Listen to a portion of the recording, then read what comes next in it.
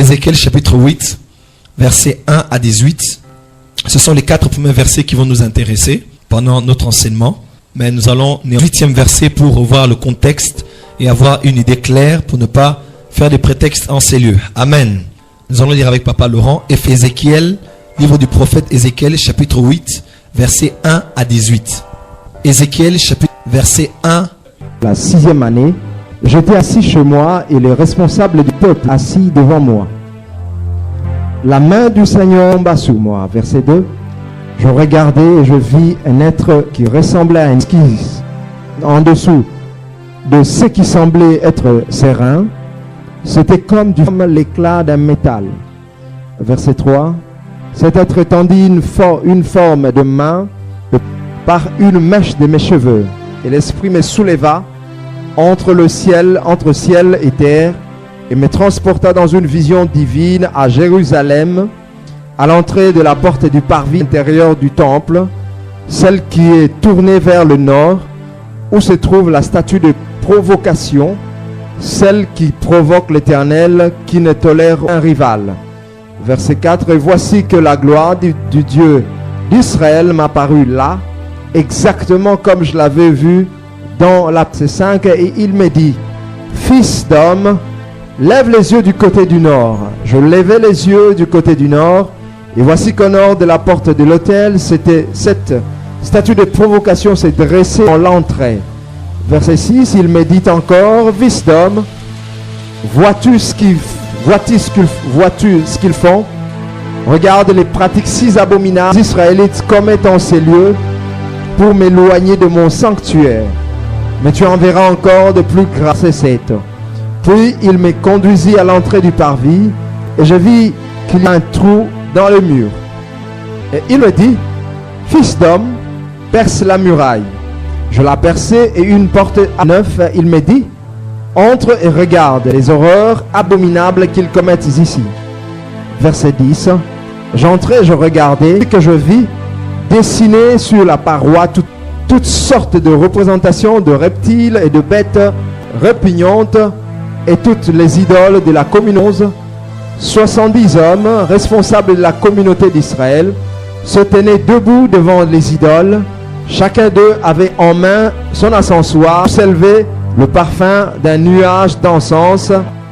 Et Yazania, le fils d'An, se trouvait au milieu d'eux. Verset 12, le Seigneur me demanda: As-tu vu, fils d'homme, ce que les responsables du peuple d'Israël font en cachette? Chacun dans l'obscurité, chacun dans la chambre de son idole, car ils se disent: Ne nous voit pas, l'Éternel a qui? Verset 13, tu vas voir qu'ils commettent des abominations encore plus graves. Verset 14, il m'emmena à l'entrée de la porte nord du temple de l'Éternel, et je vis des femmes assises là, qui pleuraient la mort du dieu Tammuz. Verset 15, et il me dit: As-tu vu, fils d'homme? Tu verras encore d'autres abominations plus graves que celles-ci. Verset 16, il m'entraîna vers le parvis du temple de l'Éternel. Entre le portique, 25 hommes qui avaient un sanctuaire et se tenaient face à l'Orient. Ils se prosternaient en direction de l'Orient pour adorer le soleil. Verset 17, il me demanda: la communauté de Juda estime-t-elle donc qu'il n'est pas suffisant de commettre toutes ces abominations auxquelles ils se livrent en ces lieux? Faut-il encore qu'ils remplissent le pays de leurs actes de violence et qu'ils reviennent sans me provoquer? Regarde, le voilà qui élève le rameau jusqu'au nez.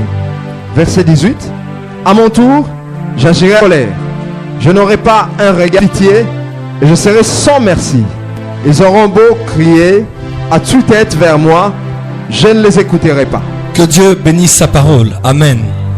Alors en commençant par aujourd'hui, je crois que nous aurons 2 ou 3 séances. Je partage avec vous quelque chose qui pèse dans mon esprit sur l'intercession prophétique. Est-ce qu'on peut dire ensemble l'intercession prophétique? Je peux l'intituler comme l'intercession prophétique, ou même encore l'intercession et l'esprit prophétique. L'intercession et l'esprit prophétique. Cet enseignement va viser 4 catégories de personnes. La première, cet enseignement va viser premièrement l'Église en général, c'est-à-dire l'ensemble des chrétiens sont ici, ceux qui vont acheter les cassettes ou les CD. Cet enseignement nous concerne en général. Amen. Deuxièmement, cet enseignement va viser aussi les serviteurs de Dieu, les 5 ministères, les apôtres, les prophètes, les docteurs, les pasteurs. On va aussi viser précisément les intercesseurs, c'est-à-dire tous ceux qui travaillent dans l'intercession d'une manière ou d'une autre.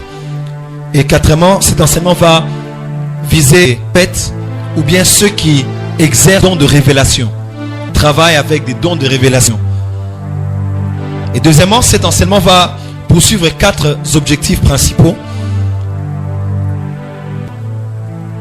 Premièrement, cet enseignement va nous aider à éclairer l'Église sur la pensée prophétique de Dieu en cette période. Cet enseignement va nous aider, va nous éclairer pour l'Église en ces temps, sur la pensée que Dieu a sur l'Église en cette période. Saint-Esprit a sur l'Église de Jésus-Christ en cette saison. Amen. Cet enseignement va nous aider à éclairer sur la corrélation qui existe dans le monde spirituel entre la prière et l'action. Cet enseignement va nous éclairer et va nous emmener à découvrir la corrélation qui existe dans le monde spirituel entre la prière et la révélation. Cet enseignement vient pour susciter des intérêts chrétiens. Cet enseignement vient pour nous emmener à nous tous chrétiens de laisser naître en nous l'intercesseur qui sommeillait depuis longtemps. Amen. Et quatrièmement, pour terminer, cet enseignement va nous permettre de libérer par la prière un esprit de prière, de supplication et de révélation dans les moments. Va nous permettre par la prière de libérer un esprit de prière, de supplication et de révélation dans l'église. Nous croyons que à chaque atmosphère, un enseignement qu'on dans l'église dépend des gens. Voir une église qui donne beaucoup les offrandes sans pour autant avoir auprès des offrandes. Nous ne pouvons pas attendre qu'ils prient beaucoup sans pour autant s'attendre, sans pour autant avoir au préalable beaucoup enseigné sur la prière. Nous ne pouvons pas nous attendre à une église dans la commune sans pour autant avoir enseigné au préalable sur la révélation. Amen. Parce que l'enseignement libère l'atmosphère correspondant à l'enseignement qui a été donné. Amen. Et on ne peut pas s'attendre à récolter des maïs, semencer le maïs. Et dans la plupart des cas, nous attendons beaucoup de réactions de l'église sans pour autant avoir introduit ces choses en tant que sémence au-dedans de nous. Amen. Le passé crée le présent et le présent crée le futur. Nous sommes le résultat et la sommation des enseignements hier. Et demain, nous serons aussi le résultat des enseignements que nous recevons aujourd'hui. Et nous ne pouvons devenir demain que dans la mesure des enseignements que nous avons reçus. Dis à ton voisin, j'aime l'enseignement. Amen. Maintenant, dis à ton voisin, j'aime la prière. J'aime la révélation. Dis à ton voisin, j'aime la révélation. Et je suis en train d'annoncer seulement que pendant la prière va inonder cette église. Et je prie que cela descende dans ta vie, descende dans ta famille, descende dans ton bureau, descende dans ton véhicule, descende dans chaque endroit dans lequel tu seras. Je ne sais pas ce qui va se passer quand le pasteur va revenir, mais je sens un esprit de prière dans l'assemblée. Et je sens Dieu nous appeler à la prière. On peut encore dire amen. Dis à ton voisin, c'est le temps de prier et de jeûner. Alléluia. Alors dis à ton voisin, c'est le temps de prier, de jeûner et d'écouter Dieu. Alléluia. Et je déclare que cela se fera ainsi au nom de Jésus. Alors pendant 3 séances, nous allons parler respectivement de 3 grands sous-points. Premièrement, je parlerai aujourd'hui sur le monde spirituel. Je parlerai sur 5 points. Je parlerai sur, premièrement, ce sera un exposé de Ézéchiel chapitre 8, versets 1 à 4. Je parlerai sur le monde spirituel comme introduction pour nous préparer aux choses que nous allons apprendre pendant ces séances d'enseignement. Et là, je parlerai premièrement sur l'onction prophétique. L'onction prophétique ou bien l'esprit prophétique, comme appellent certains. Je parlerai deuxièmement sur les anges et le domaine prophétique. Je parlerai sur les anges et le domaine prophétique. Troisièmement, je parlerai sur les visions divines. Visions. Dis à ton voisin les visions. Je parlerai sur les visions divines. Quatrièmement, je parlerai sur la position spirituelle de l'intercession prophétique. J'en parlerai aujourd'hui. La position de l'intercession prophétique. Et pour terminer, je vais définir l'intercession prophétique. Pour terminer, nous allons définir si c'est quoi l'intercession prophétique, si c'est prophétique. Nous ne sommes pas obligés d'écrire. Là, à chaque séance, j'annoncerai le deuxièmement, j'annoncerai le deuxième grand sous-point et je vais énumérer. Là, je vais juste lire. La séance prochaine, nous parlerons sur l'interprétation dit, de la révélation dans la prière, les 3 axes de l'intercession prophétique. Et je parlerai sur l'intercession prophétique et le combat spirituel. Pas obligé d'écrire, je l'annoncerai à chacune des séances. Et troisièmement, je vais parler sur l'impact de la prophétie dans l'église locale. Amen. Est-ce que quelqu'un sent que ça serait intéressant? Maintenant, avant que tu écoutes la parole de Dieu, acclame très fort pour la parole de Dieu. Oh, Rabassé Kotiré Meneka. Prions avec moi, disons ensemble, Saint-Esprit, à t'écouter ce soir et pendant le reste des jours. Dis avec moi, Saint-Esprit, ouvre mes oreilles et le cœur. Lève mon esprit, car je veux monter, afin de voir par la prière ce qui arrivera dans la suite des temps. Pour ma vie, pour ma famille, pour la nation et pour le monde entier. Je le crois comme un enfant et je le demande au nom de Jésus. Et je dis Amen. Je parlerai sur le monde spirituel et ça sera un exposé d'Ézéchiel chapitre 8, versets 1 à 4. Amen. J'aime beaucoup le prophète Ézéchiel parce que parmi les prophètes, on catégorise les prophètes en tant que les prophètes majeurs et les prophètes mineurs. Et cela se catégorise par rapport à certains éléments. Notamment, les prophètes majeurs, quand on parle de prophètes majeurs, on pense à Ésaïe, on pense à Jérémie, on pense à Ézéchiel. Et quand on pense aux prophètes, la liste est longue même par rapport aux prophètes majeurs. Et le prophète Ésaïe, le prophète Jérémie, le prophète Ézéchiel, l'une et beaucoup parmi ces 3 prophètes, c'est que ont une association, ont un lien très particulier, comme nous explique souvent que la Trinité. Amen. Jérémie, Ésaïe et Ézéchiel. Et il y a une relation très forte entre la Trinité. Amen. Lorsqu'au prophète du Fils. Et dans Ésaïe chapitre 6, chapitre 9, chapitre 11, chapitre 35, 42, 52, 53, 61 et les autres prophétisés sur le Messie et sur le règne messianique. Amen. Ésaïe, Jésus, il parle de lui dans Ésaïe chapitre 6. Il parle de lui dans Ésaïe chapitre 9. Il parle de la passion dans Ésaïe chapitre 53. Il parle de l'onction qu'il allait recevoir dans Ésaïe chapitre 61. Il parle de tant de choses qui allaient arriver. Mais Ésaïe parle du Fils. Amen. Jérémie est souvent appelé le prophète du Père parce qu'il parle au nom de l'Éternel. Amen. Au nom de celui qui est. Amen. Et Ézéchiel, lui, à son sujet, on l'appelle parce que dans Ézéchiel 3 et suivant, nous voyons Ézéchiel parler beaucoup de l'activité du Saint-Esprit. Amen. Et je recommandais à tous qui travaillent dans les dons de révélation, vous avez des visions, des songes, vous avez des paroles de connaissance, de souvent lire le livre. On l'appelle souvent le prophète de l'Esprit ou bien le prophète du Saint-Esprit. Amen. Et dans ce texte, en parlant de l'exposé, dans ce texte, on voit Ézéchiel, pour un de Daniel. C'était un jeune quand il était appelé au ministère, compté parmi les sacrificateurs, activité en Babylone. Amen. Alors qu'il était en Babylone, on nous parle de Ézéchiel qui a commencé à prophétiser en Ézéchiel chapitre 1.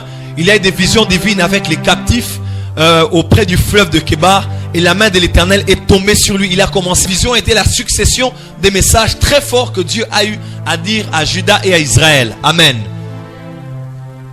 Et lorsque on voit dans Ésaïe chapitre où on voit Ézéchiel était un homme marié. C'était un homme marié qui avait une maison. Amen.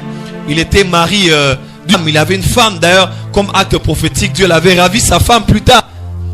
Et Dieu lui-même qui est en train de renchérir en disant que ce qui t'est arrivé va arriver, un présage. Ce qui t'arrive arrive au peuple. Parce que dans l'Ancien Testament, le prophète n'était pas que celui qui avait le message, mais le prophète était un message. Entre celui qui a le don de prophétie et celui qui est prophète. Parce que celui qui a le don a un don du Saint-Esprit. Mais celui qui est prophète, il est un don de Christ. Le Saint donne les dons spirituels aux croyants. Mais le prophète est un don de Christ. Dans Éphésiens 4, verset 10 et suivant, on voit Christ qui donne aux uns comme apôtres, prophètes, pasteurs, évangélistes, docteurs. Amen. Le prophète est un don, mais le don de prophétie est un... Le prophète le don de prophétie a le don. Celui qui a le don de prophétie a un message, mais celui qui est prophète est le message. Et souvent des choses lui arrivent parce que Dieu le prend comme un matériel didactique afin d'annoncer des choses qui vont arriver dans l'église et au peuple. Voilà pourquoi Isaïe a pu dire que Isaïe avait même sa prophétesse. Il a dit, moi et mes enfants, nous sommes des signes et des présages de l'Éternel. Amen. Amen. Amen. Amen. Amen. Et lorsque nous voyons, et j'aime beaucoup, il est dans sa maison avec les anciens, alors qu'ils sont en train de parler normalement, passe. J'aime la vie de l'esprit, parce que la vie de l'esprit ne choisit une réunion pour se manifester. Un homme qui est un homme spirituel peut être traité comme d'un trop zélé, mais seulement qui ne vit pas dans le même environnement que toi. Et le jour où le pasteur parlait de l'exposition, nous étions ici avec le pasteur Ken et Tom en train de prier. Le Seigneur m'a parlé, il m'a dit, cette année, je veux que vous soyez des hommes spirituels. Dis à ton voisin, Dieu veut que tu sois un homme et une femme spirituels. Nous ne pouvons pas être des hommes et des femmes charnels, des chrétiens charnels, mais des chrétiens spirituels qui jugeons les choses spirituellement. Qui ne pas les choses par rapport aux choses que nous voyons à l'œil nu, mais qui vont au-delà de la muraille. Alléluia. Et comme ça, il y a ce récit dans devant l'Élysée, il parlait avec c'était un simple dialogue, il riait seulement, et puis il s'arrête, il le fixe dans les yeux et il a commencé à pleurer. Et cet homme lui a dit, mais pourquoi tu pleures? Et là, je vois demain ce que tu vas faire aux enfants d'Israël. Je prie que la vie de l'esprit soit commune en Philadelphie. Et que quand quelqu'un vient vous savez, il y a des gens qui aiment mentir, mais ils ne savent pas quelle est la relation de Dieu avec la personne qui sont en train de mentir. Tu peux venir en train de dire, non, ils qui n'arrêtent pas parce qu'il y a quand même un embouteillage. Mais il y a des gens qui sont plus spirituels que toi. Il sait exactement que tu es en train de mentir. Parce qu'il sait. Voilà pourquoi fais attention à celui qui est à tes côtés. Fais attention à mentir n'importe comment. Parce qu'en même en venant au bureau et en mentant des choses, souvent, lorsque tu racontes des choses, nous savons exactement ce qui est caché derrière ce que tu es en train de dire. Voilà pourquoi je prie que pendant cet enseignement, Dieu illumine l'esprit de chacun, afin que nous puissions au-delà des apparences. Est-ce que quelqu'un est d'accord avec moi?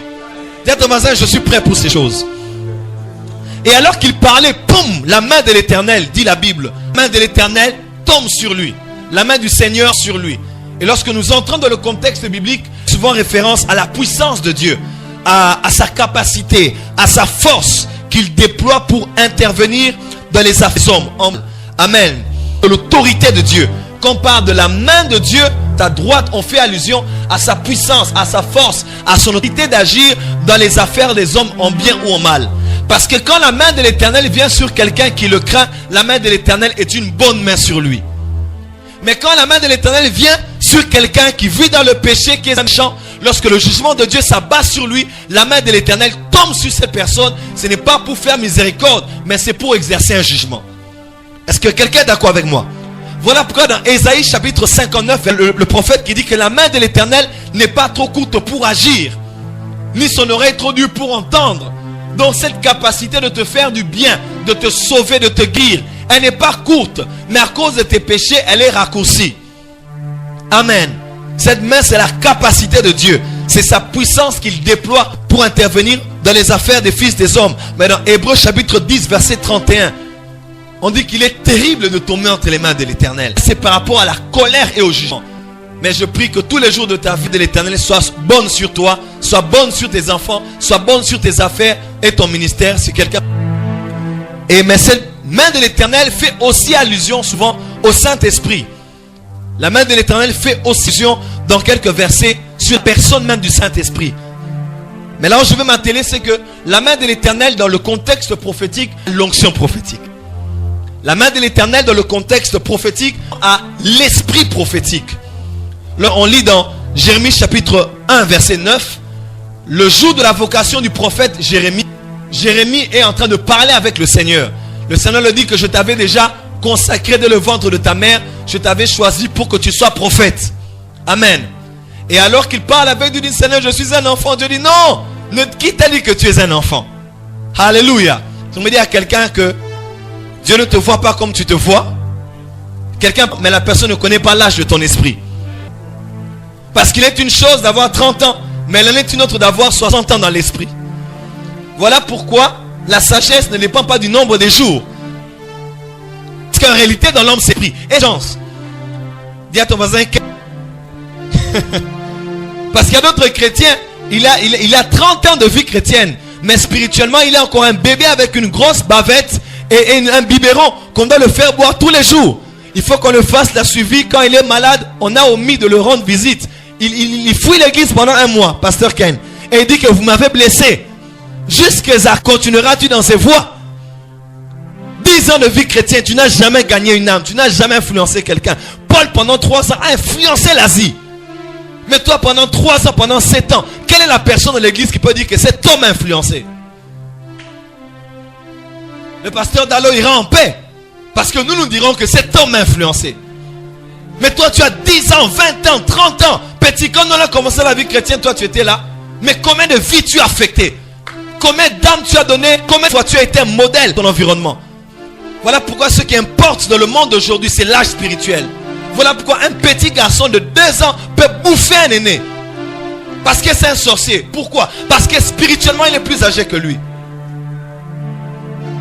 Le monde dans lequel nous sommes n'est pas des noms de bishops, des archibishops. N'est plus un monde non. Ce monde, c'est un monde spirituel. Et c'est celui qui est plus élevé spirituellement qui domine sur les autres. Dans le monde spirituel, on respecte l'autorité. Voilà pourquoi même quand il se précipitait le corps de Moïse, Lucifer et Michael, Michael n'a pas prononcé les propos injurieux envers Lucifer. Pourquoi? Parce qu'il savait que c'était son chef dans le royaume des cieux. Oui. Il savait que cette autorité plus élevée que lui. Il ne pouvait l'insulter. Il a juste dit que l'Éternel te prime.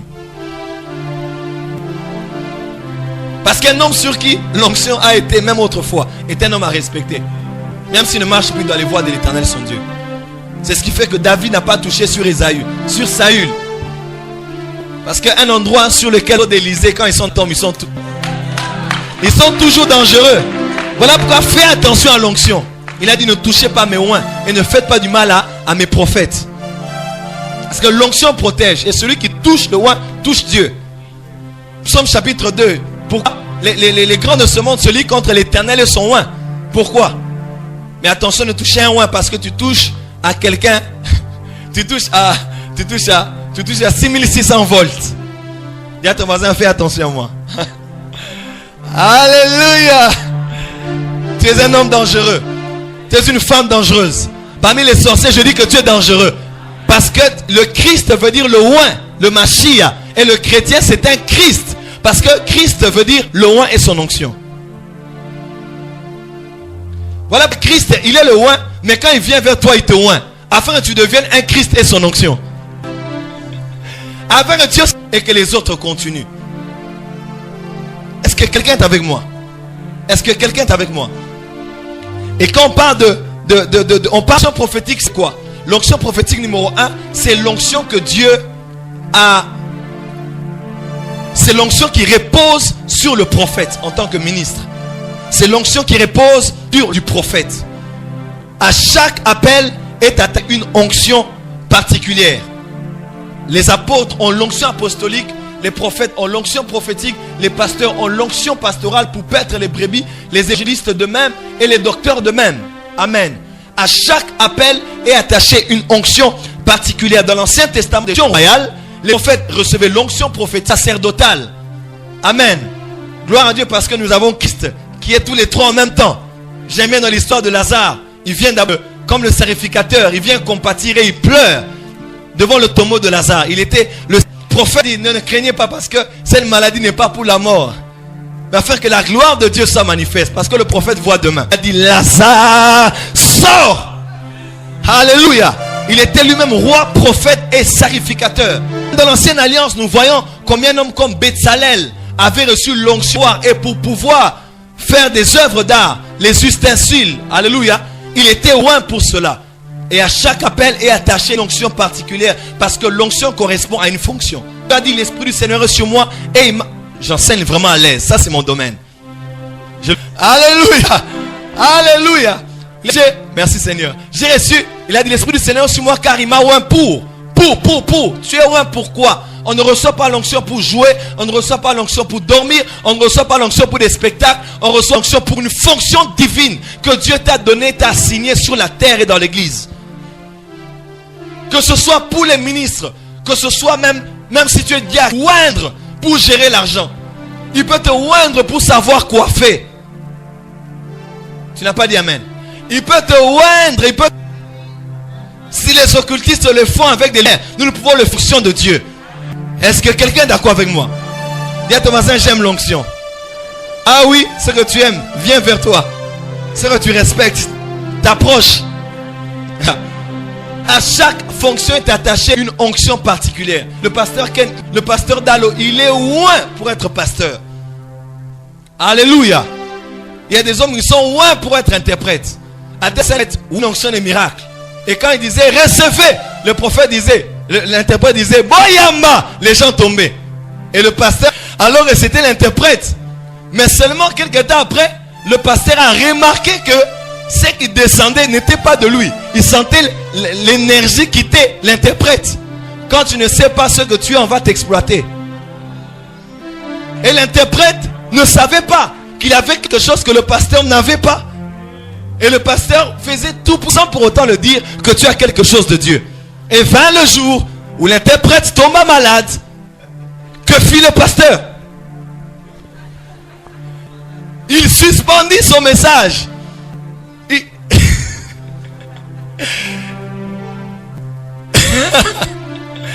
Il fit tout pour retrouver son interprète qui était alité. Mais dommage, rien ne put se faire. Et il n'est pas allé prêcher parce qu'il avait annoncé que ça sera une journée de miracles. Tu es loin pour quelque chose, ça coule. Quand tu es pour quelque chose, ça coule. Mais quand tu n'es pas loin pour cela, c'est comme un véhicule sans graisse qui est devenu mécanique. Il faut beaucoup d'efforts. Domaine et cherche ton onction. Ça va couler facilement. Donc l'onction prophétique maintenant, c'est l'onction que Dieu donne particulièrement aux prophètes de manière exclusive. Mais deuxièmement, ce qui est bien dans le monde prophétique, c'est qu'il y a extension. L'onction prophétique, c'est aussi ceci.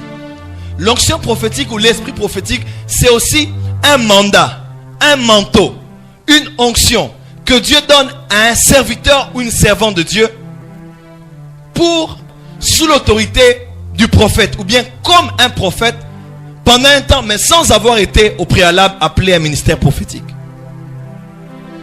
Je répète, l'onction prophétique ou l'esprit prophétique, c'est aussi une onction, un mandat, une capacité prophétique que Dieu peut donner à n'importe quel chrétien pour travailler pendant un temps comme prophète, mais sans avoir été appelé au ministère prophétique. C'est ce qui fait que, lorsque dans 1,6, verset 1 jusqu'à 6 et suivant même, on voit le fait dire à Saül qui avait reçu l'onction royale, il a dit, lorsqu'il rencontrait la garnison des prophètes, l'Esprit du Seigneur va te saisir. Au fait, c'était l'esprit des prophètes qui allait te saisir et comme eux, changer en un autre homme. Mais lorsqu'il a commencé à prophétiser, les gens disent, ouh, Saül est devenu aussi prophète. Non, parce qu'il a prophétisé pendant un temps et il s'est arrêté là. Pourquoi? Parce qu'il n'était pas appelé prophète, mais il était appelé roi. Et c'est qu'il avait reçu cette onction prophétique pour le permettre d'être prophète pendant un temps. Mais après, il revient dans son office. C'est ce qui fait que le jour où Dieu a pris de l'esprit prophétique sur Moïse, sur les anciens, ils ont commencé à prophétiser, mais pendant un temps. Après, ils ont arrêté. C'est ce qui fait que, il y a des jours quand l'onction prophétique tombe sur lui, tu peux l'appeler prophète. Mais il est sous l'onction prophétique et il travaille pendant un temps comme prophète, mais sans avoir été appelé au ministère prophétique. C'est ce qui fait qu'un serviteur de Dieu peut commencer à prophétiser. Tu dois à sa prophète. Mais il n'est pas prophète. C'est l'onction prophétique qui est venue pendant un temps. Et ainsi a parlé le Seigneur depuis 2001. J'étais en retraite. Dieu m'a dit l'onction prophétique touchera tous les 5 ministères. Pasteur a prophétisé. Il y a des jours quand je vois le pasteur, on prie avec. Il te dit des choses avec détail et précision. Non, c'est possible. L'onction prophétique. Voilà pourquoi on dit que dans l'église, est-ce que tous prophétisent? Non. Le don de prophétie. Mais comment Paul peut dire que nous pouvons tous prophétiser successivement? C'est contradictoire. Qu'est-ce qu'il veut dire par là? Il arrive un temps où Dieu a comme Joël 2 verset et suivant. Il a dit sur mes serviteurs et mes servantes, je répandrai de mon esprit et ils prophétiseront. J'aimerais dire à quelqu'un que tu vas prophétiser. Tu n'as pas entendu. Je dis que tu vas prophétiser. Je dis que tu vas commencer à prophétiser. Je répète que tu vas commencer à prophétiser. Tu vas prophétiser matin jusqu'au soir. Qui vous a dit que la prophétie? Qui? Quand quelqu'un prophétise, ça commence à aller vers les 10 minutes. La paix du Seigneur, la paix du Seigneur. Quand Saül, l'onction prophétique est tombée sur lui avec ses serviteurs, quand il suivait David, ils ont prophétisé tout le long du chemin et toute la journée et la nuit. Alléluia. Tu vas être en train de dormir, mais tu seras en train de dire qu'il va arriver le jour qui vient. Au nom de Jésus. Si tu le crois, dis Amen. Dans Amos 3, la Bible déclare, la Bible dit, le Seigneur, le lion rugit, qui ne serait effrayé. Le Seigneur l'Éternel parle, qui ne prophétiserait. Un lion entre ici qui fait waouh, qui ne serait effrayé. Personne. Tout le monde sera effrayé parce que le lion sonne. Maintenant, quand le Seigneur l'Éternel parle, qui ne va pas prophétiser? Ça veut seulement dire ceci. Quand Dieu va ouvrir sa bouche et faire entendre sa voix dans ces temps de la fin, parce qu'il en verra une faim, non du pain, une soif, non de l'eau, mais d'entendre les paroles du Seigneur. J'en parlerai la dernière séance quand je parlerai sur l'impact de la prophétie dans l'église locale. Les hommes se trouvent le besoin d'écouter Dieu. Tu peux être même là, moi je n'aime pas les prophéties, mais il arrive des moments où tu es devant internet là, astrologie. Pourquoi? Parce que dans chaque homme se trouve le besoin de connaître l'avenir.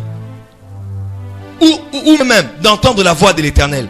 Et si l'église n'est pas une voix prophétique pour faire comprendre au monde et à notre génération ce que Dieu veut, les hommes vont aller vers les devins, les mandona et que ces gens encore. Voilà pourquoi Dieu veut faire de toi un prophète. Regarde ton voisin. Dis-lui, je ne savais pas que tu étais prophète. Aucun de ces alarmagés. Les alarmagés ont qui est répandu de son esprit. Je dis, Dieu ne va pas renverser. Ça ne sera pas un acte accident médité. Il va répandre sur toute chair. Les fils et les filles vont prophétiser. Les jeunes gens auront des vieux serviteurs et ses servantes, il le fera. Si tu le crois, dis fortement Amen. Et ça va commencer ce soir. Est-ce que quelqu'un est d'accord avec moi? Bien. Tu n'es pas prophète, mais tu commences à travers de l'autorité du prophète pendant un temps. Et ça, c'est le plan de Dieu pour nous. Ce sont les bases que je pose pour l'intercession prophétique à ne pas rater.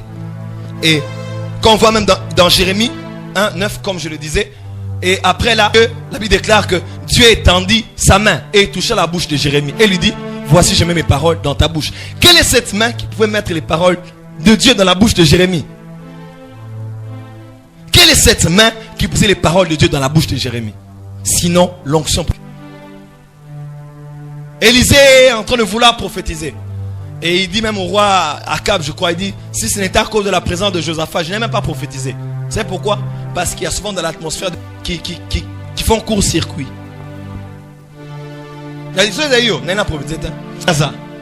Voilà pourquoi Catherine Kuhlman faisait tout que dans ses réunions de première chaise. Parce qu'il y a des présences qu'on te... Tu sens que cette personne est venue voir des spectacles. Tu sens que cette personne a un bic rouge en train d'attendre la petite bête pour te juger. Et comme ça, ça casse l'atmosphère. Plaise à Dieu que quand les prédicateurs, vous savez, ça se sent. Voilà pourquoi Paul, voyant cet homme, il vit que cet homme avait la foi. Il vit que cet homme avait la foi d'être guéri. Il est entre la chair et le public. Paul a dit non, lève-toi et marche. Au même temps, l'impotent était guéri. Voilà pourquoi plaise à Dieu que quand nous venons à l'église et que les prédicateurs sont là, soyons ouverts. Soyons sensibles. Mais par notre expression, montrons que nous sommes là pour Dieu et pour recevoir. C'est même quelque chose. Est-ce que je peux voir une présence qui nous dispose à l'onction prophétique? Alléluia. Et comme ça, il demande un joueur de harpe. Merci mon frère. C'est bien. Joue-moi une mélodie venue du ciel. Et il est en train de jouer comme il jouait. Et la Bible déclare que et la main de l'Éternel vint vint sur Élisée par l'Éternel. Quelle est cette main qui est venue sur lui et qui l'a permis de prophétiser? C'est l'onction prophétique. Voilà pourquoi il y a des choses qui facilitent l'onction. Voilà pourquoi je prie que dans nos églises, même dans notre temps, qu'il n'y ait pas les que la chorale dispose. Le temps est arrivé, il faut que l'onction prophétique soit sur les musiciens. Est-ce que la Bible déclare que dans le tabernacle de David, les joueurs de harpe, ils jouaient, ils adoraient, ils prophétisaient. Parce que ça qu'il a dit, je relèverai la tente de David. Dieu a restauré le tabernacle de David, une église dans laquelle il y aura louange et adoration et prophétie continuellement. Où les gens de Dieu, que ce soit par prédication, enseignement ou même par prophétie. Est-ce que quelqu'un peut dire Amen? Est-ce que tu peux encore mieux dire Amen? Il peut arriver que la chorale, que vous puissiez même briser vos répertoires. Ne soyez pas statique dans les répertoires. Parce qu'il arrive qu'un chant peut te libérer son onction après 1 heure du temps. Oui, il y a des chants, mais vous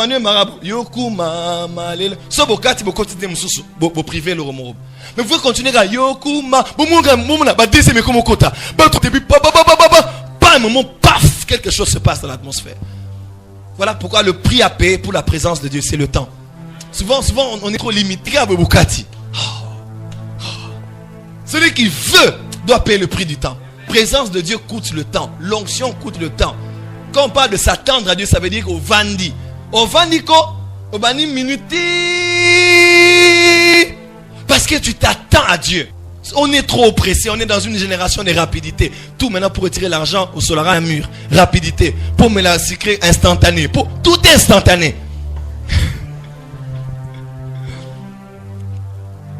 Dieu me dit de dire à l'église, donnez-moi du temps. Je veux du temps. Vous avez trop de temps pour la télé, pour autre chose. Maintenant, moi, je veux que vous me donniez. Un jour, je priais. Pendant que je priais. Je voulais arrêter. L'esprit m'a dit, prends un peu. J'ai dit, ah, Dieu aime ta présence. Si tu pouvais savoir, quelqu'un peut dire. Et comme ça, la main de l'Éternel est venue. Il a commencé à prophétiser. Il peut arriver même que des jours, le prédicateur a préparé tel message. Mais votre chant seulement change la prédication. Donc on sent que quelque chose est entré dans l'atmosphère. Sur la théo, je vais passer à côté. Tu veux même prêcher un message que tu n'as pas préparé. Mais parce que la musique a libéré une onction prophétique.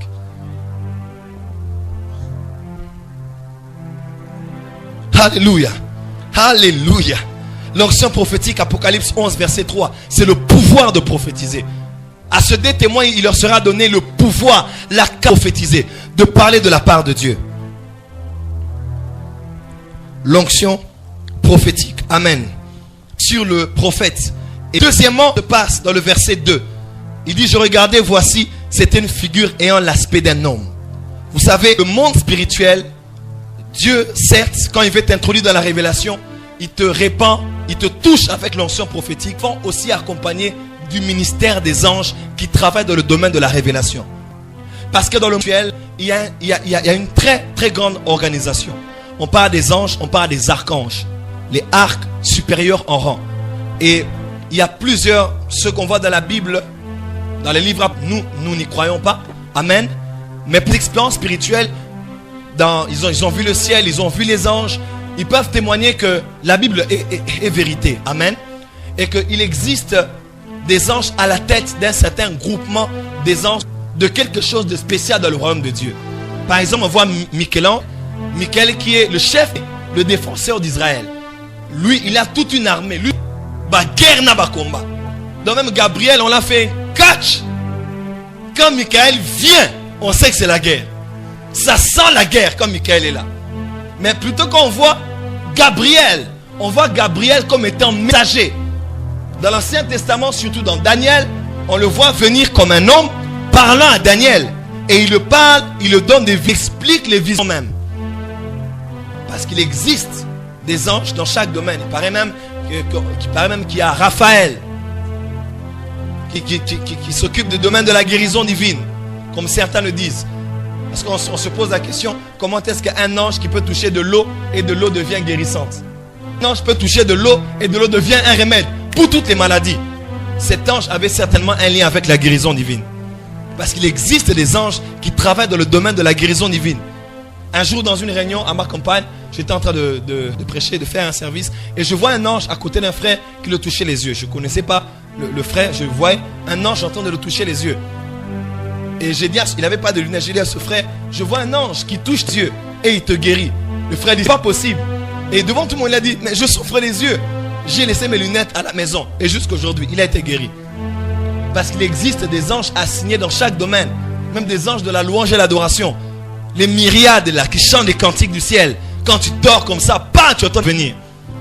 Que plaise à Dieu qui nous donne des cantiques nouveaux dans l'église. Des vieux cantiques de 1930. Tata Djambe.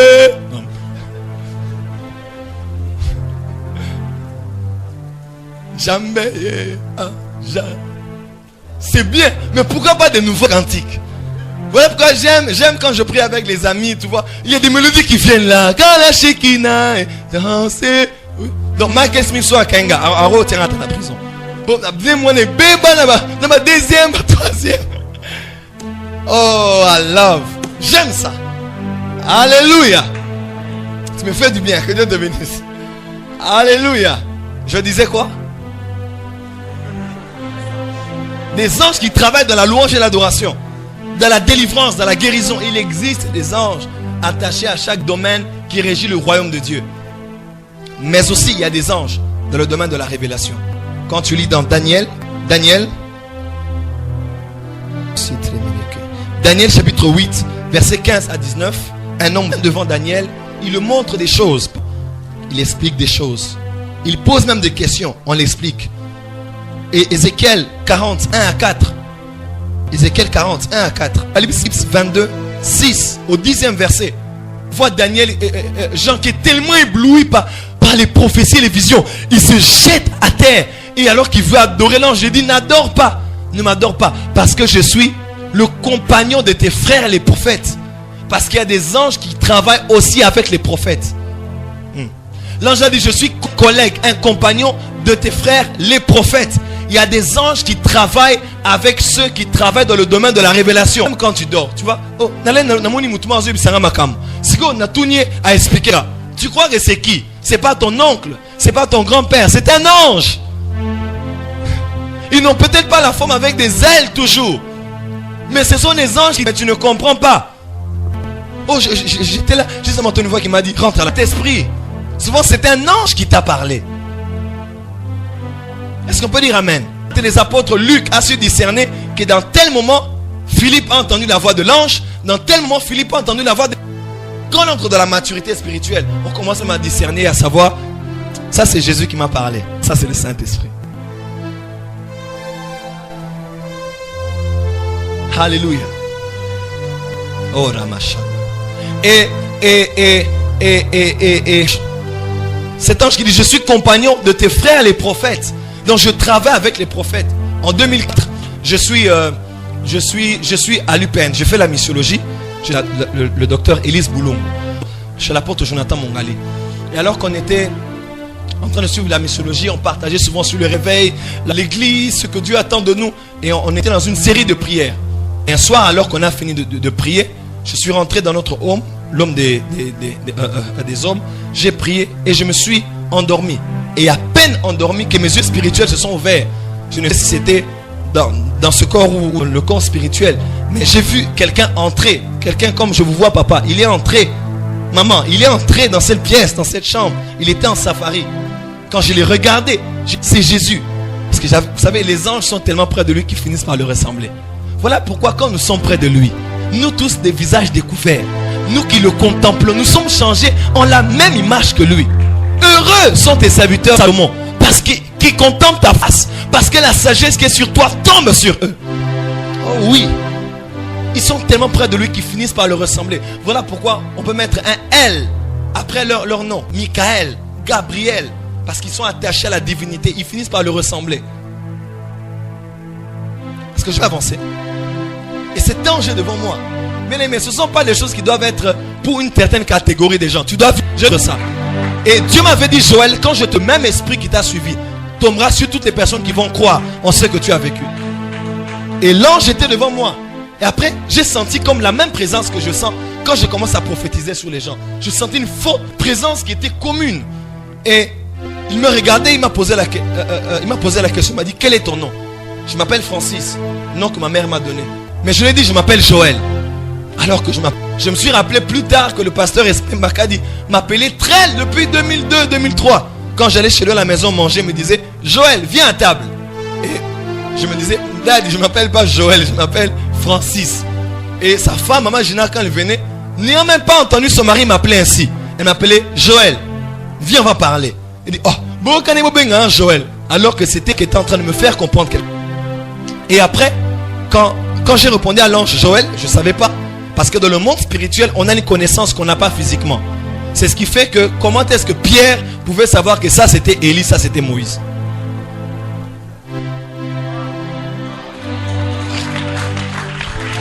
Qui avait dit à Pierre, il ne les avait jamais vus. Mais quand il savait ça c'est Élie, spirituellement, il y a une connaissance qui nous est donnée qu'on n'a pas physiquement. C'est ce qui fait que quand tu es en avance par rapport au temps, tu connais les choses avant et ça ne sort marche. J'ai dit, je m'appelle Joël.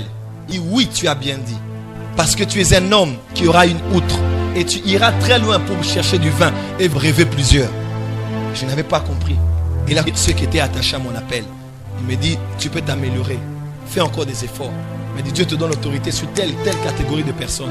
Il me dit, je reviendrai à un certain âge de ta vie. Mais lorsque telle chose t'arriveront, je vais revenir. Je bénis quand Philadelphie voulait commencer. On était en retraite avec le pasteur Roland. Et il m'a dit, Dieu me dit, cette année, il y a un ange qui va revenir. Et il était revenu avant la fin de l'année. Et il m'a parlé. Et on a parlé. Parce que les temps étaient arrivés. Dans le monde spirituel, le ministère des anges existe. Et il y a des anges qui emmènent des révélations, qui donnent des visions, qui montrent des choses cachées, qui t'expliquent les choses.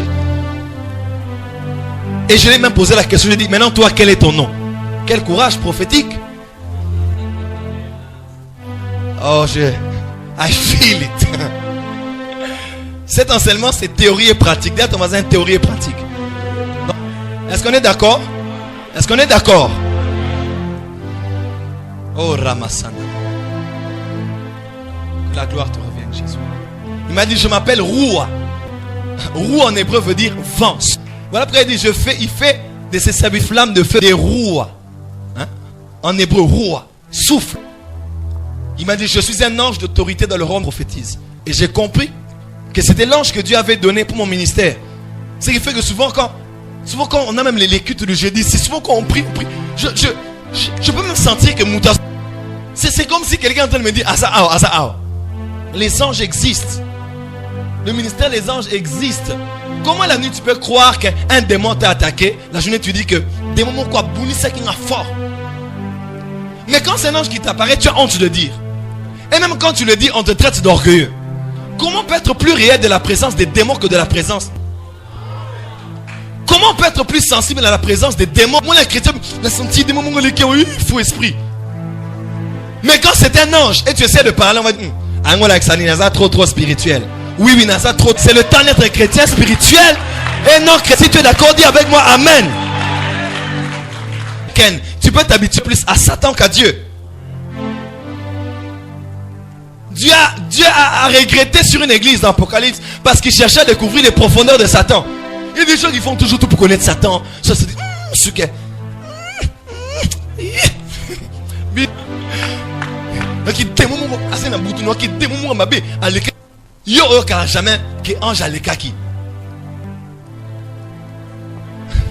dans l'église où j'étais, là maintenant j'ai l'appel au ministère. Dieu commençait à m'utiliser, mais à l'église les gens ne savaient pas. Je laissais Dieu travailler mon cœur à l'église. Un frère à la chorale, à l'intercession. Mais Dieu avait déjà parlé au stade des martyrs que j'étais appelé au ministère. Mais bon, la parole de l'Éternel est passée, les gens ont oublié. Mais je me t'ai dit, je veux servir Dieu. Parce que le blanc qui a prophétisé pour moi, il allait m'emmener en Europe. Il a parlé à ma mère, mon pasteur, tout le monde. Et puis c'est qu'il a, mon pasteur, Dieu a dit que ce n'est pas le temps de partir. Tu dois rester ici parce qu'il doit te briser, il doit te préparer. Ah, Seigneur. J'allais rater. J'allais vous rater. On ira là-bas, et à l'église un jour, l'équipe de protocole est allée en retraite. La nuit sans la retraite, je vois une soeur qui vient. Elle vient en tremblant à la maison. Elle dit, c'était en 2000. Ou bien non. Frère, aussi.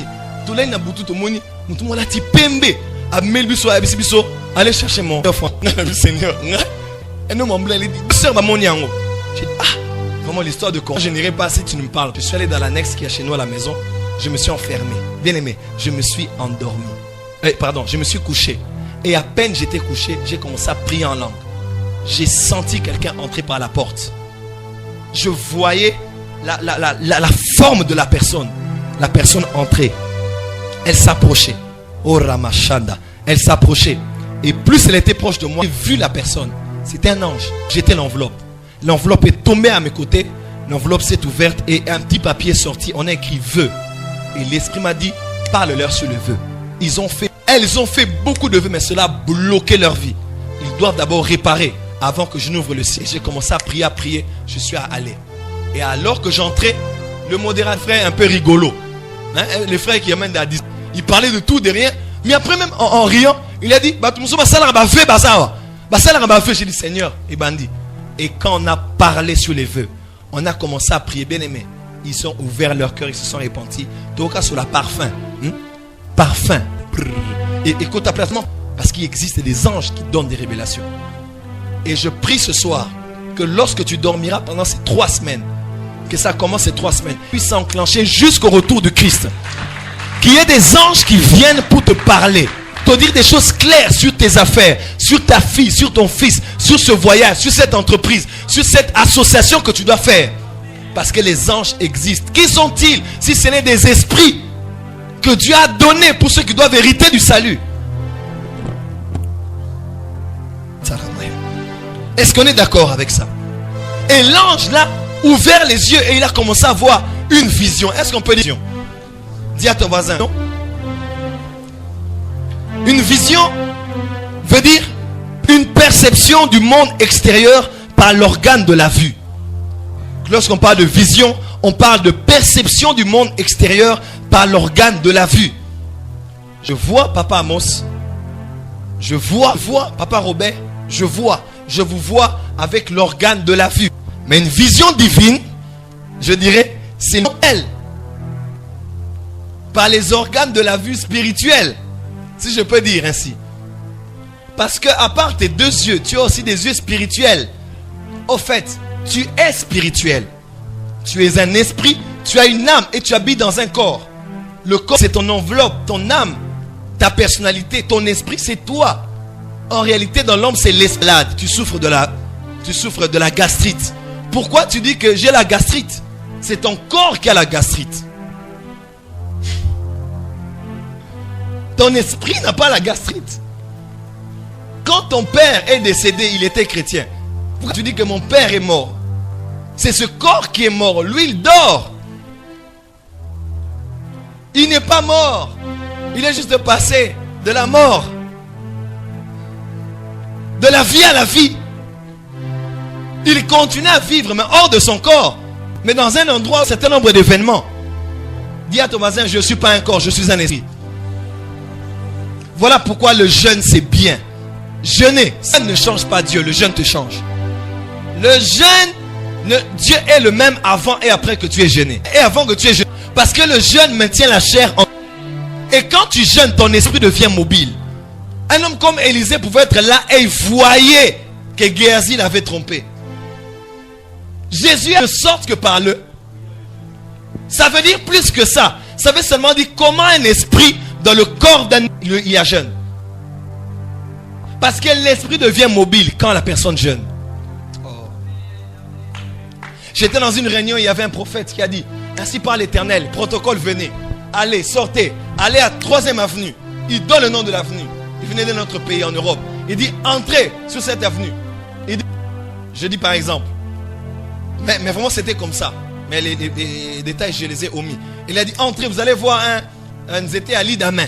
Une jeune fille a tiré baba plante, il y a jaune. Elle a tiré polo à Coca-Cola, mais moine, comme on est bijou, ayana moine. Eh, papa, to lengi. Moi là, total à toi. Comment la penare? Eh? Batmo kan alibanda. Eh, batalabo. Bijou. Plante, il y a jaune, polo. Oh, rabasa kataraba. Dieu est en train de faire des choses terribles et nous allons les vivre. Qui a dit amen bien? Il dit, qui a dit amen bien? Que l'esprit de révélation vienne sur Philadelphie. Que nous ne soyons surpris de rien. Parce qu'il est écrit, j'ai choisi mon serviteur. Ma main le fortifiera, mon bras ne le sera pas. Parce que c'est un bien-aimé, il aura la vue de l'aigle pour voir ce qui arrive avant que ça n'arrive.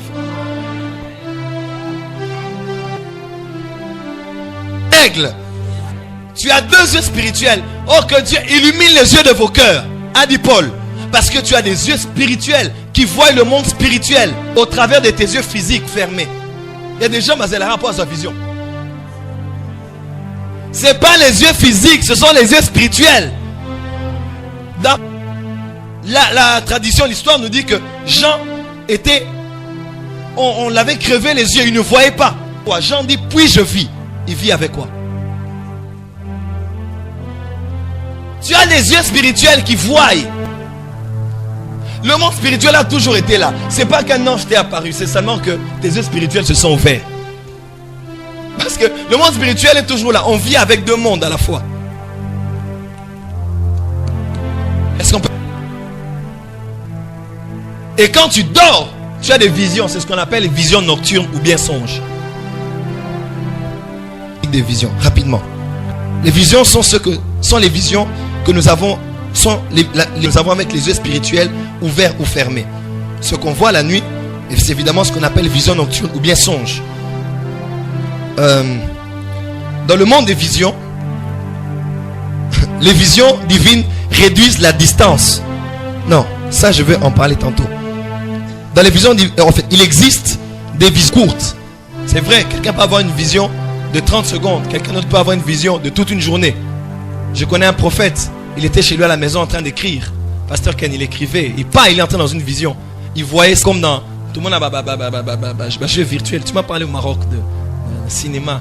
On suit. Donc tu es comme tu es dans le film. Et il était dedans. Il voyait les événements qui allaient venir sur l'église. Le combat spirituel. Comment les serviteurs de Dieu tombent. Après un moment, il a entendu le téléphone sonner. Il a répondu au téléphone. Il était dans la vision. Et il a même arrêté la vision. Il a dit, il est sorti de sa maison de prière. Il est allé. Et 2 semaines après, il est revenu. Quand il s'est assis, la vie a continué. Parce qu'il existe des visions longues. Ils peuvent te prendre toute une journée. Il y a aussi des visions fortes. Dans des visions, tu vois que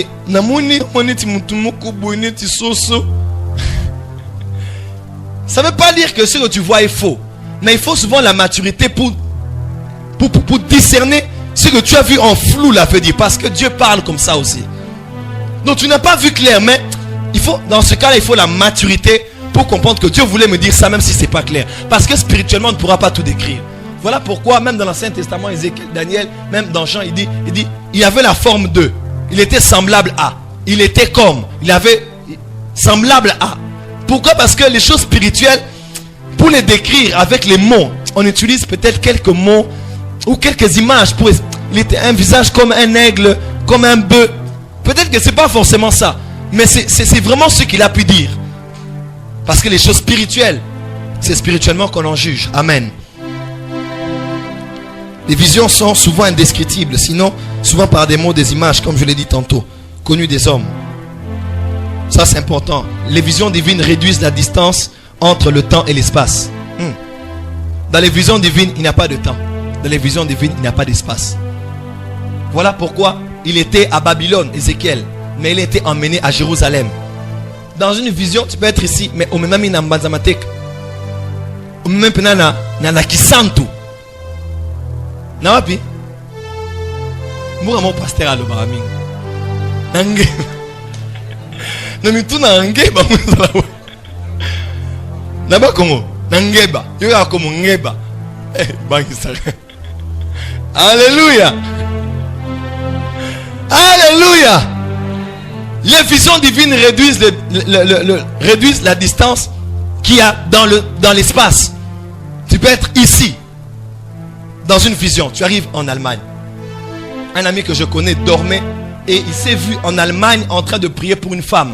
La femme était de leur église, mais elle était partie depuis longtemps. Et il a prié pour cette femme. Et le matin, la femme a appelé leur pasteur pour dire que j'ai vu tel frère la nuit qui priait pour moi. Et le pasteur a appelé le frère et dit, mais Il y a telle maman qui est arrivée de toi telle nuit. Et le frère avait peur parce qu'il s'était vu sortir. Nous avons plus que la sorcellerie. Même quand le numéro de téléphone de ton fils est perdu à Londres, maman n'ait pas peur. Entre dans le monde spirituel.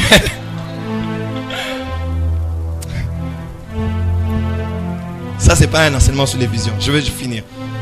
Même le problème du temps. Comment ça se fait que Moïse ait pu écrire la création? Comment Moïse a écrit Genèse 1, 2, 3 avec tant de détails? Comment? Il n'était pas là. Il y avait Adam, il y avait Ève, après il y avait Enoch, après il y avait tel, et puis il y avait Abraham, et puis et après les Isaac, Jacob, les 12 tribus, Lévi et Moïse. Mais comment, bien aimé, quand tu entres dans l'onction prophétique, Dieu peut te révéler l'éternité passée.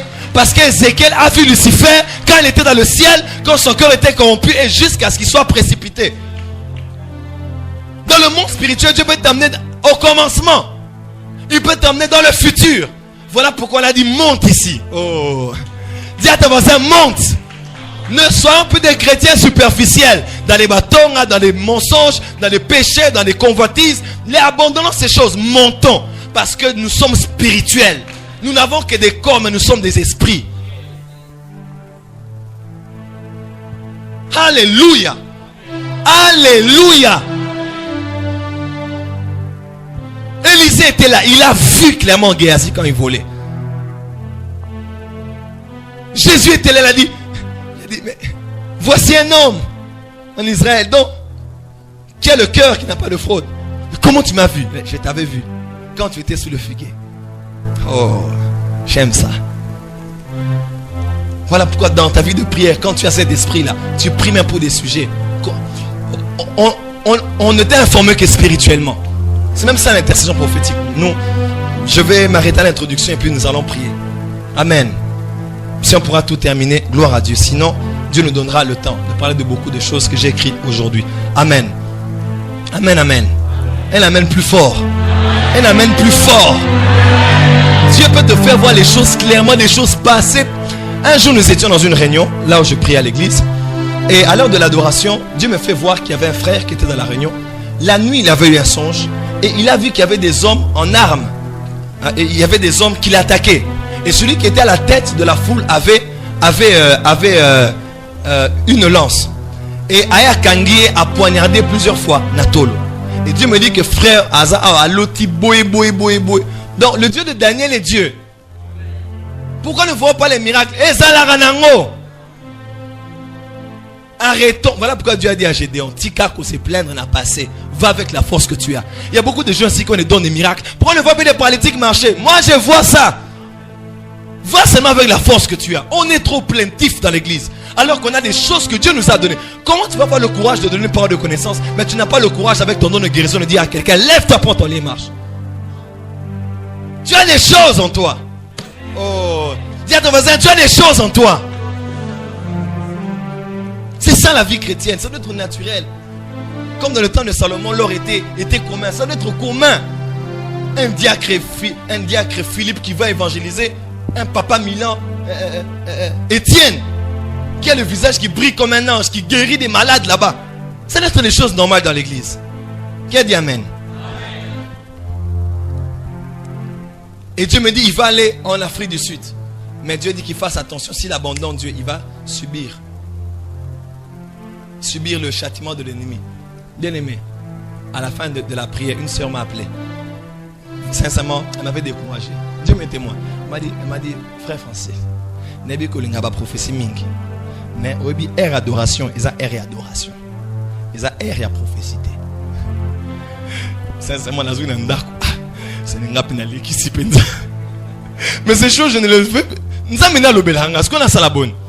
Même quand on donne des messages ici, que ce soit le pasteur Roland, même quand les gens ne viennent pas, ils viennent à la fin. Je vous dis. Il y a Mikole Zanga na lobby Yaka. Vous en direz, na le barabalo le kuta. Zama lo barale à solo. Qui a dit amen? Donnez-moi un amen mieux que ça. Et la sœur m'a dit, il faut le cas au prophète. Ah, fini, pardonne-moi alors. Nena comme nana ko boina comme nanda on a mon garçon en Azaki wana na passeport na Azok en Afrique du Sud. Il a dit au lobby exact, il était en train de trembler. J'ai prié pour lui, c'est fini. Moins de 6 mois, on nous apprend que le frère est mort. Nous autres on est bazung sans awa, ils sont en mine zone na côté Arumbaya pour ceux qui connaissent, côté Sola. On va au deuil, on arrive là-bas.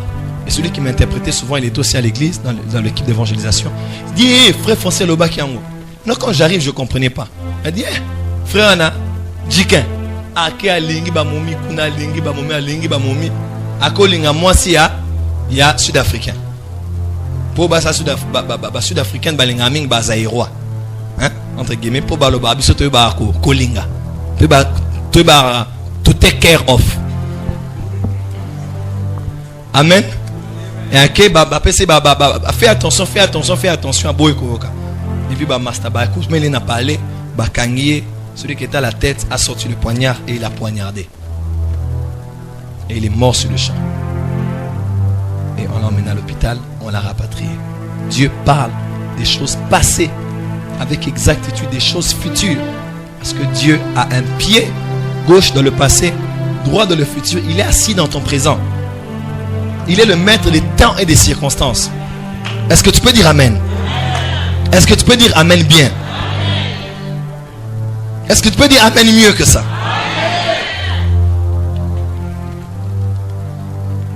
Et pour terminer, je termine dans ce point que je veux commencer à la séance prochaine. Alors qu'il est dans cette vision, cette main l'emmène entre le ciel et la terre. Dis avec moi, entre le ciel et la terre. Dis le plus fort, entre le ciel et la terre. Encore plus fort. Encore plus fort. Tiens la main de ton voisin, tiens la main droite de ton voisin. Dis-lui, Dieu veut nous emmener entre le ciel et la terre. C'est quoi le dit, Dieu veut nous emmener entre le ciel et la terre. La Bible déclare au commencement, Dieu créa les cieux et la terre.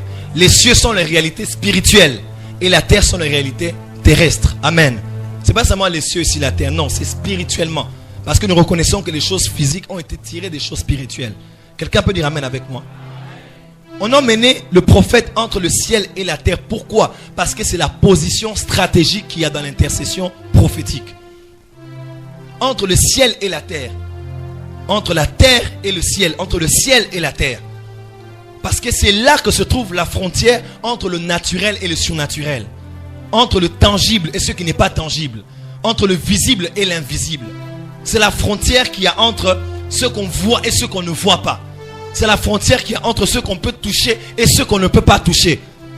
C'est la frontière qui existe entre ce qu'on voit avec les yeux physiques et ce qu'on ne peut voir qu'avec les yeux spirituels.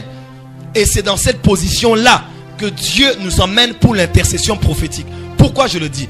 Parce que une différence il y avait dans l'Ancien Testament entre le prophète et le sacrificateur. Amen. Le sacrificateur, c'est l'image de l'intercesseur. Il habitait avec le peuple. Mais il entrait maintenant dans la présence. Il sortait de la présence du peuple.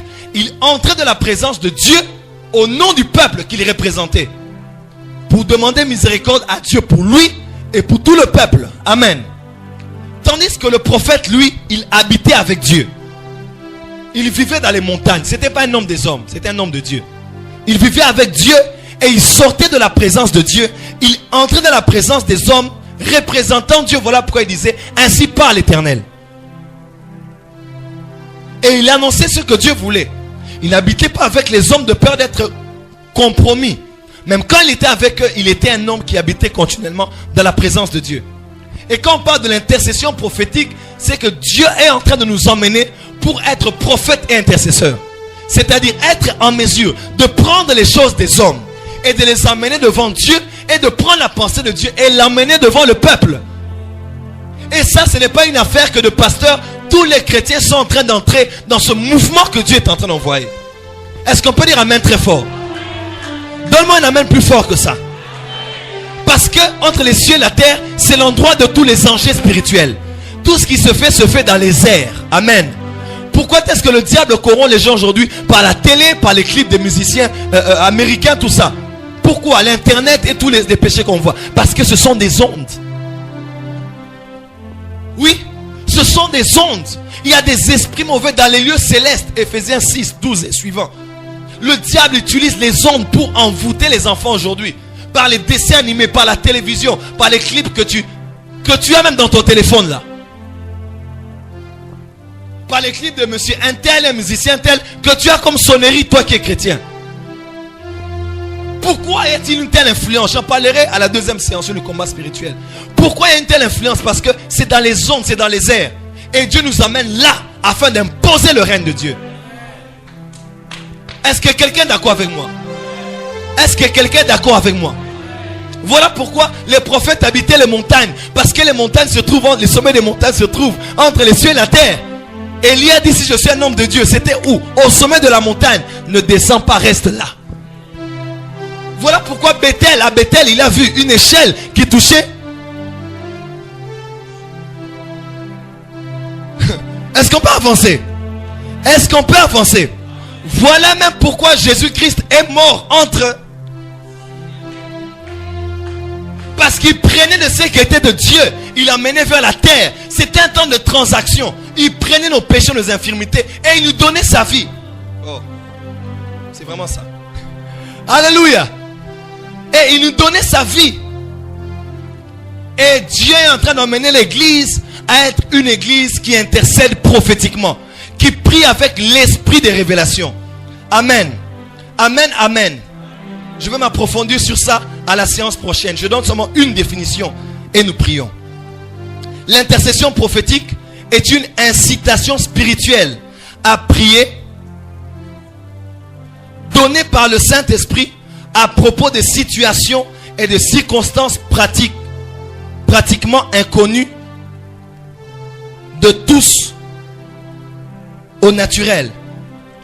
L'intercession prophétique est une incitation spirituelle à prier qui est donnée par le Saint-Esprit à propos d'une situation ou d'une certaine circonstance qui est pratiquement inconnue du naturel.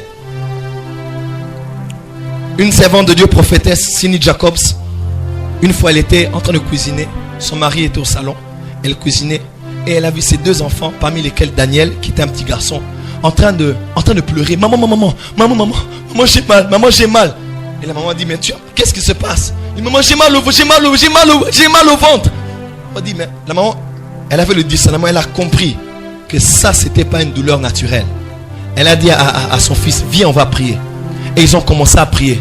Elle a dit à son fils, qu'est-ce que tu sens? Et le fils a dit, maman, je sens comme si quelqu'un est en danger. La maman dit, bon, continue à prier, Dieu va éclaircir. Ils ont continué à prier. Que Dieu nous donne des parents comme ça, qui sont spirituels. Moi la bouca le colo, Monica naturel. Alors tu ne discernes pas qu'il y a quelque chose de bizarre qui se passe. Alors pourquoi soyons spirituels. Et il continue à prier, en train de prier. Maman, est-ce que ça peut être le président des États-Unis? Maman aurait pu se dire le président. Et elle a continué à prier. Elle a continué à prier. Et à un moment, le fardeau là est parti. C'est ce qu'on appelle la prière d'enfantement. Dieu peut commencer à te donner un fardeau pour quelqu'un. Tu ne seras pas dans la paix tant que le cas de la personne ne sera pas résolu. Il peut te donner pour quelqu'un, pour une église, pour une personne. Même que tu vois à l'église, au pire ça rien beau tété. Et on ne croit pas que tu es seul. Il y a des gens qui t'ont déjà vu et qui prient pour toi. Amen. Hein? Ne crois pas que tu es seul. Il y a quelqu'un qui t'a vu quelque part. Même s'il n'est pas au Congo, il peut être à l'étranger. Mais Dieu l'a déjà parlé de toi. Est-ce que quelqu'un est avec moi? Et la semaine qui a suivi, cette femme a été au courant que par l'un de ses amis qui est à la Maison Blanche, qui lui a dit que la semaine passée et le jour même et aux mêmes heures là, le président des États-Unis, Reagan, pendant cette période là, était en danger de mort parce qu'on avait fait un complot pour le tuer. Gloire à Dieu, parce qu'un petit enfant a reçu une grossesse spirituelle. La maman a discerné, ils ont accouché cela spirituellement et quelqu'un a été délivré. Pendant ces 3 séances, nous parlerons sur l'intercession prophétique. Dieu veut nous emmener à prier avec révélation, de prier avec précision, de prier avec garantie d'exaucement, parce que c'est Dieu qui a suscité par son esprit ce désir en toi. Amen. Lèvons nos deux mains, nous allons juste répéter cette prière. Je suis en train d'annoncer à quelqu'un qu'à partir de cette soirée, quelque chose va se passer quand tu vas commencer à dormir. Pendant que tu vas commencer à prier, l'esprit de la prophétie est dans l'église. Je dis l'esprit de la prophétie est dans l'église. Je dis que l'esprit de prière est dans l'église. L'esprit de jeûne est dans l'église. L'esprit d'intercession descend sur toute l'église. Afin que nous commencions à prier pour notre pays différemment. Que nous commencions à prier pour le réveil différemment. Que nous commencions à prier pour notre continent, pour les cinquantenaires différemment. Parce que nous aurons su par l'esprit quelle est la cible du diable. Ou quelle est la cible même de Dieu. Dis avec moi, Père, au nom de Jésus, je crois que je suis un esprit, j'ai une âme et je suis dans un corps. Puisque je suis un esprit, je déclare que je suis spirituel. Je suis spirituel. Dis-le plus fort. Dis-le plus fort. Dis-le encore plus fort. Que ta chair l'entende plus fort. Ce désir qui t'empêche de jeûner, crie plus fort. Répète avec moi. Puisque je suis spirituel, je vois le monde spirituel. J'entends la voix de Dieu.